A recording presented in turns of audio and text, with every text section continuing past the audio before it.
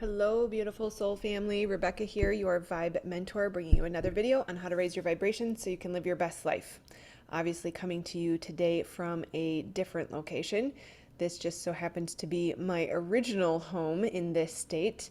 I am here with the kids at their dad's house, and this technically still is our family house, so you get to see a peek of it.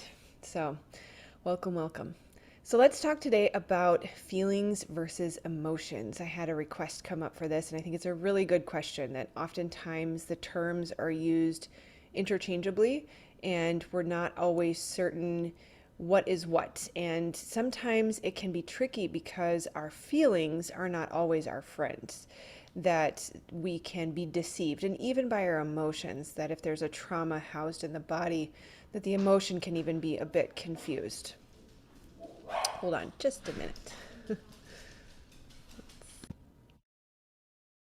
All right, had to tend to some things there, but I'm back. So, feelings versus emotions. Let's just really distill it down into the most simple definition and explanation. Emotions originate in the body. Feelings are influenced by our thoughts. So, emotions are real-time data sparked by sensations in the body. Feelings are more biased and can be altered by mental misconceptions. So essentially the stories we tell ourselves. Emotions are sensations, like I said. Feelings, on the other hand, are influenced by our emotions, but are generated by our mental thoughts. So, listening to our bodily emotions, informed by our sense of perception, helps us to connect to the reality of our present experience rather than the stories that potentially could alter the truth of what we are experiencing. So if it's hard for you to be in your body, it's going to be challenging to understand your emotions. Many people spend years or even their entire life in therapy trying to get back in tune with their bodies and to understand their emotions. It doesn't have to be that way, especially if you're aware of brain spotting. I am a facilitator. It is the most effective trauma healing and body relationship healing modality that I have experienced, and I literally have tried just about everything out there. So getting in tune with your body is going to help you understand where these emotions come from. Now, emotions can be more pure or more genuine than feelings because it is not yet altered by the stories we tell ourselves. But at the same time, if you have experienced complex trauma, traditional trauma, or any type of experience where you felt unsafe, unseen, unheard, uncared for, or unloved for an extended period of time, then you likely have traumas housed in the body, which will influence the intensity of the emotions that you feel, or the increase the sensitivity around the triggers that you may or may not have naturally had towards those emotions. So just keep in mind, when we understand and sort of the fundamental differences between feelings and emotions, is that they are experienced. Emotions are experienced consciously. Am I saying that right? Feelings are confusing. Hold on here. So feelings are experienced consciously. Emotions can manifest either consciously or subconsciously, which is where they get kind of tricky, as we don't really see them coming in.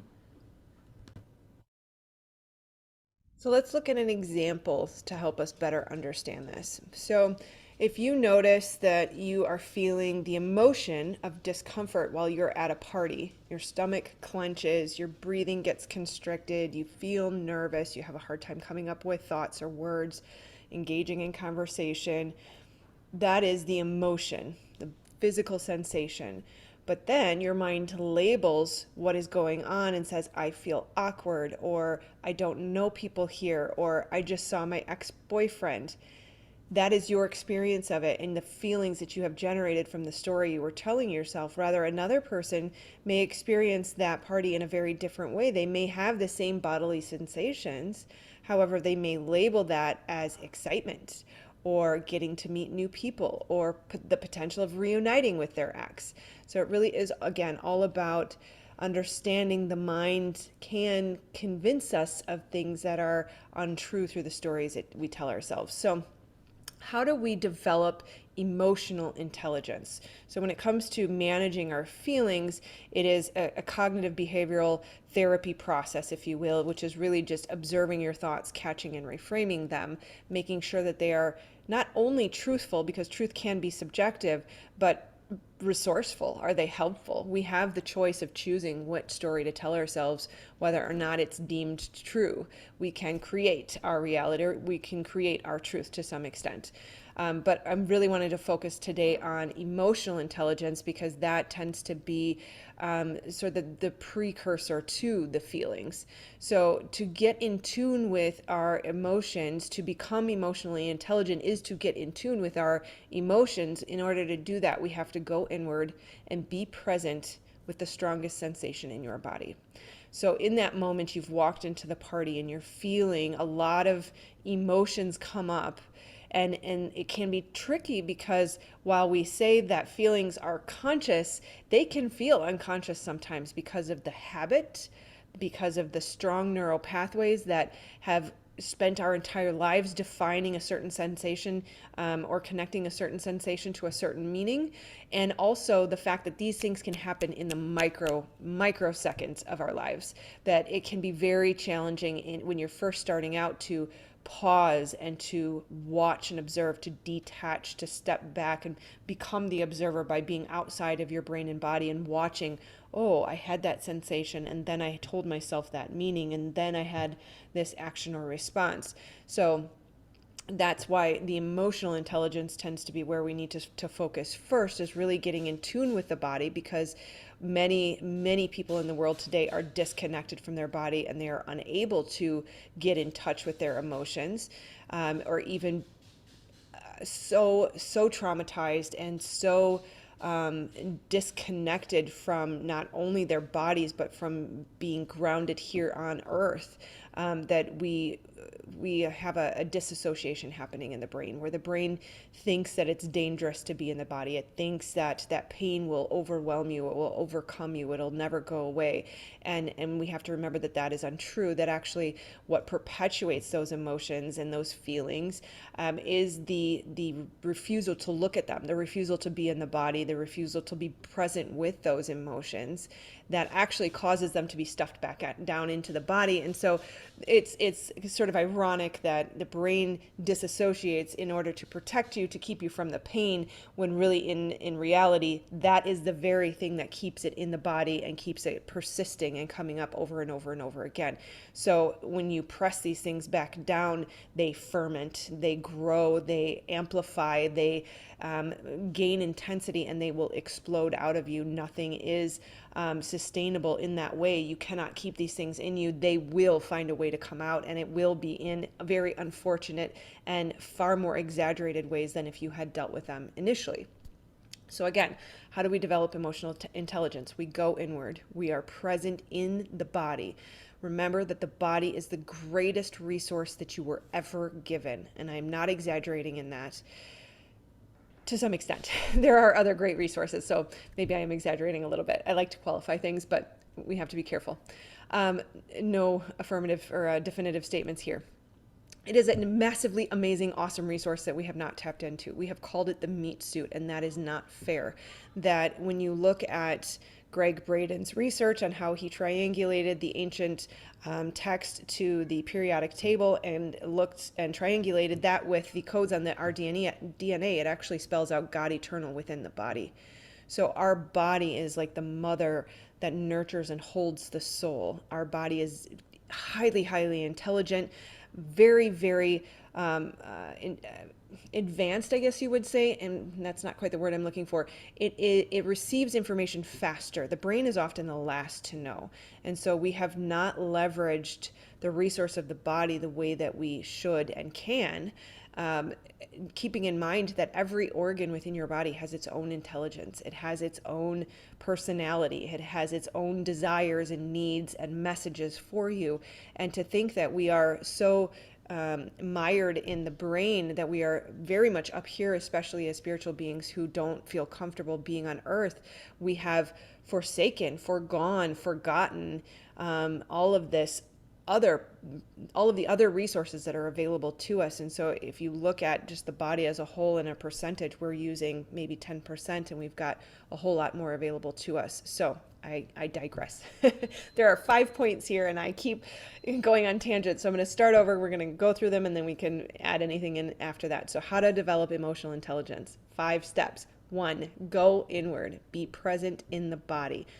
Be a friend to the strongest sensation in the body. What area of your body is being triggered in this moment? You've gone to the party, you're feeling uncomfortable. Is it a heartache?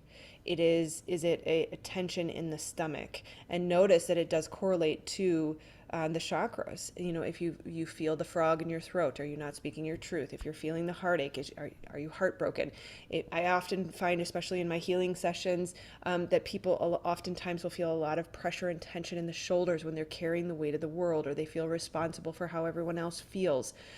So really get present with the strongest sensation in your body, and be with it in the sense that you are aware of it, conscious of it, present with it, but not analyzing and thinking about it. And that's where it is important not to analyze, but also to recognize that you can't do it wrong, that when you surrender to the body will heal you. The body is capable of handling everything without your intellectual engagement. Remember, the divine, your creator, source energy is flowing through you and your body. When we say you are the only thing standing in your way, it is the thought process. So we want to get the thoughts out of the way, get the disbelief, get the challenging, critical voice that says you're not doing it right, you're going to mess this up. None of it matters. In fact, the only thing that really is important in that moment is that it's getting in the way. So just get that out of the way, be present in the body, stay with that sensation. Number 2, breathe into it, but relax the body. Trust and allow, surrender, faith, trust the body. Number 3, you can, after a time of being present with it, you can ask it a question. And again, I want to say this carefully because we don't need the intellectual engagement necessarily, but we want to ask with curiosity and then silence the mind again. Ask, what is the message here? What does it have to share with you? And sometimes it may not have a message. You can just ask, what is this? You qualify the energy of the sensation. Does it feel hard and dense? Does it feel rigid? Does it feel metallic? Does it feel soft? Does it feel burdensome? Does it feel sad? To label it is helping to give voice to the sensation or the area or the organ that is speaking to you. And if it doesn't make sense, if it seems funny or weird, if it seems illogical, that usually means you're on the right track, because the body doesn't speak in logical terms like the mind would. So be willing to accept whatever comes up. If a certain memory comes to mind, know that that is coming to you for a reason. If the sensation moves throughout your body, know that that is part of the process, that everybody is got a seat at the table and everybody wants to communicate with you and help heal you and help move this through you, and stay with it as it moves. And then number five is just really stay with it until it releases or dissipates. That the intensity of the sensation, it may take a while depending on how long you have stuffed things down and been absent from the body. It may move very quickly. It really just depends on the person, the situation, the work that's been done previously, and many other factors. So it is a beautiful, beautiful thing to start to get in tune with emotions, because then as you start to process and become more emotionally intelligent and more unified with the resource of the body, then you can step into the next step, which is that monitoring the stories that you're telling yourself, looking at the thoughts, looking at the limiting beliefs and the repetitive patterns in your thoughts that are creating unresourceful or unhelpful meanings around emotions. Keeping in mind too that emotions are your friends, that they are there to show you what is blocked within you. It's stuck energy. Emotion is energy in motion. This is another reason why we as sensitives or highly empathic people, we feel other people's feelings. There's an energy being emitted, right? So we're reading the frequency that we are engaging with. So notice that those emotions, especially if they carry a very high intensity or a strong response, especially if it seems exaggerated, that means it's a trigger that is showing you that there's something stuck in the body that is asking to be released. And so start to remember that no amount of negative talk or negative thinking towards yourself is ever going to be helpful, that is just a trauma response. The tendency to punish yourself or beat yourself up comes from, that those unhealed wounds. And so be gentle with yourself as that comes up and say, wow, I see this. Thank you for the gift of showing me that I have, a blockage in my heart around social engagement or whatever it might be. And then see that as a gift, appreciate it, spend time with it, and go through these 5 steps that I just listed. All right. I did not plan on that being so long. It's a generally pretty simple topic, and yet the crux of a vast majority of the world's problems right now is just not having emotional intelligence, not understanding the gift of emotions, not understanding how to work with them, how to release them, how to move through them, and then reframing those stories we tell ourselves that create even more exaggerated feelings and problems, really, because then we act on things that are untrue and we create more problems for ourselves. So I'm glad. Thank you to the beautiful subscriber who requested this topic. This is definitely very helpful, and I enjoyed doing this video for you. So please do like, subscribe, and share. Even just a little emoji comment would be greatly appreciated. It helps the YouTube algorithm, and I do appreciate the support of the community to help keep this going. If you need any assistance in healing emotional wounds, healing trauma, so that you can step into your life purpose and also learn how to make a living doing it, I do offer coaching and a course to support that. It includes brain spotting. We will make sure that we remove all of the trauma from your body and your subconscious brain so that you can fully self-actualize and be comfortable stepping into your power, unafraid of how uncomfortable that may make other people, because that is part of it. So I apparently just want to talk about all the stuff today. So I'm going to leave you now. Do make sure that you subscribe with this button, or if you'd like to see more, click this button to continue the conversation today. All right. I love you guys. Namaste, and I will see you on the next one. Take care.